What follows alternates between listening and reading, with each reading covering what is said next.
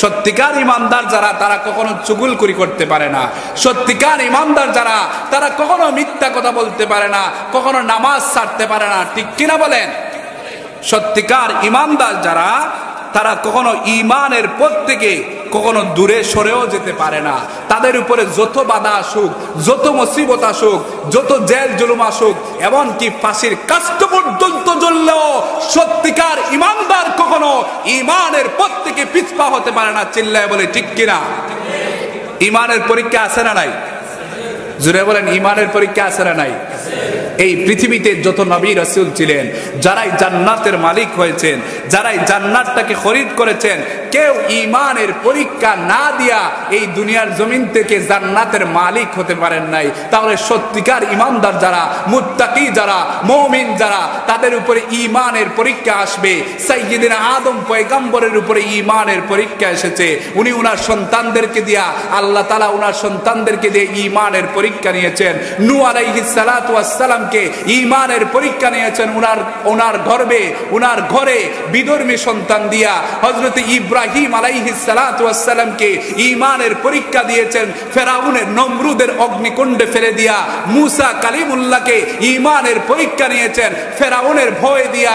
আমাদের নবী, বিশ্ব নবী মুহাম্মদ সাল্লাল্লাহু আলাইহি ওয়াসাল্লামকে ঈমানের পরীক্ষা নিয়েছেন কাফের বেঈমান আবু জাহেল, উতবা, শায়বা, ওয়ালিদ ইবনে মুগিরা, এই জাতীয় কাফেরদের ষড়যন্ত্র দিয়া ঈমানের পরীক্ষা দিতে গিয়ে আমার নবীর উপরে কখনো পচা নারী বুড়ি কাফের বেঈমানরা ঢেলে দিয়েছে। নবী নামাজরত আছেন, হঠাৎ করেই তার পিছন দিকে গামছা বেঁধে ফাঁসি লাগিয়ে এইভাবে নবীকে নির্যাতন করা হতো।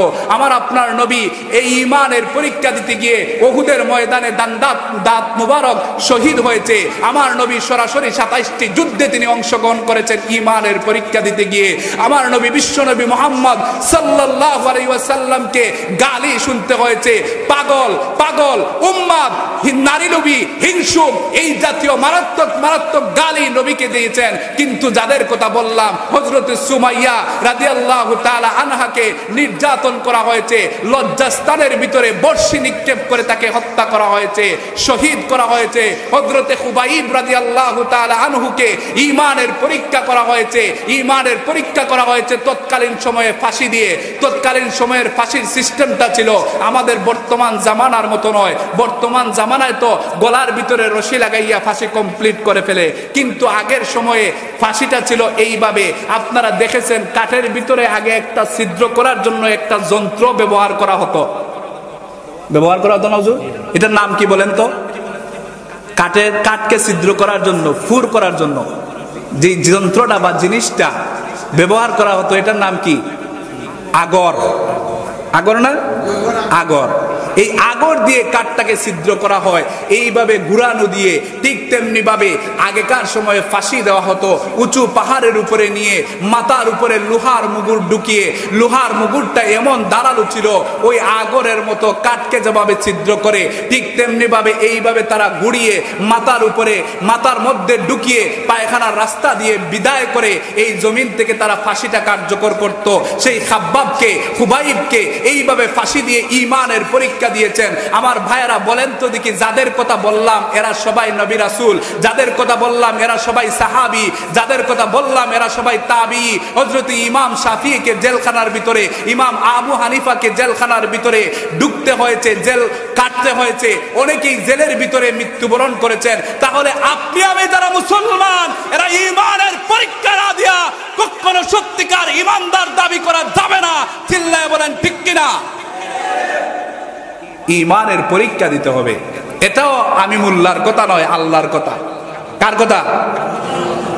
সূরাতুল আনকাবুত, কোরআনুল কারীমের 29 নম্বর সূরা, 2 নম্বর আয়াতে কারীমার ভিতরে আল্লাহ রাব্বুল আলামিন সেই ঈমানের পরীক্ষার কথাটা বড় চমৎকার ভাবে আল্লাহ তাআলা উল্লেখ করছেন। আল্লাহ পাক রাব্বুল আলামিন বলছেন, আহাসিবান নাসু আইয়াতরাকু আইয়াকুলু আমান্না ওয়া হুম লা yuftanun. Do men think that they will be left alone on saying, we believing and that they will not be trusted.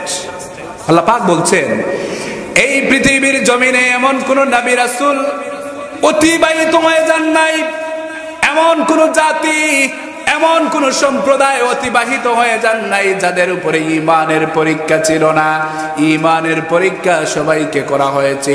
তুমি শুধু ঈমান এনেছো, কালিমা পড়েছো, এই কথা বললেই আল্লাহ পাক আপনাকে আমাকে ছেড়ে দেবেন না, ঈমানের পরীক্ষা গ্রহণ করবেন।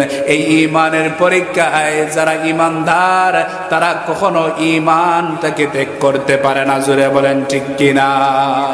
শুধুমাত্র আল্লাহ পাক ঈমানের কথা যে বলেছেন তাই নয়, কোরআনুল কারীমের ভিতরে আল্লাহ পাক ঈমানদারদেরকে কি দিয়ে ঈমানের পরীক্ষা নেবেন, ঈমানের উপায় উপকরণ কি কি দিয়ে আল্লাহ পাক ঈমানের পরীক্ষা নেবেন, ঈমানের প্রশ্নপত্র কি, সেই ব্যাপারে আল্লাহ তাআলা কোরআনুল কারীমের ভিতরে বলেছেন ওয়ালা নাবলুওয়ান্নাকুম বিশাইইম মিনাল খাউফি ওয়াল জু'i ওয়া নাকসিম মিনাল আমওয়ালি ওয়াল আনফুসি ওয়াস সামারাত। আল্লাহ পাক বলেন ঈমানদার যারা, মুমিন যারা, তাদেরকে পাঁচটা বিষয়ের ঈমানের পরীক্ষা নেওয়া হবে। জালিমের ভয় দিবেন, জালিম আপনি আমাদেরকে রক্তচক্ষু দেখায়, জেল হাজতের ভয় দেখায়, ফাঁসির কাস্টের ভয় দেখায়, আমাদেরকে মিথ্যা মামলার ভয় দেখায়। এই দুনিয়ার জমিনে এইরকম জালিম আছে না নাই? আর একটু জোরে বলেন আছে না নাই? আল্লাহ পাক বলেন এটা আপনার ঈমানের পরীক্ষা করার জন্য। জালিমের ভয় থাকবে, ক্ষুধা থাকবে, অভাব অনটন থাকবে, ফসলাদের ক্ষতি থাকবে। এই বিষয়গুলো দিয়ে আপনাকে ঈমানের পরীক্ষা করা হবে। কিন্তু যারা ঈমানদার, যারা মুমিন, যারা মুত্তাকি, যারা ফরেজগার, যারা তাকওয়াবান, যারা আল্লাহর প্রিয় বান্দা, যারা মাহবুব বান্দা, তাদের উপরে যতই ঈমানের পরীক্ষা আসুক না কেন, ঈমানের পরীক্ষা দিতে গিয়ে ফাঁসির কাস্টে হেসে হেসে ঈমানদার যাবে। এরপরেও নাস্তিক বেঈমান কাফেরদের কাছে ঈমানটাকে বিক্রি করবে না। জোরে বলেন ঠিক কিনা? এই দুনিয়ার জমিনে আপনি বর্তমান সিচুয়েশনের দিকেই তাকান, বর্তমান সাম্প্রতিক বিষয়ের দিকেই তাকান।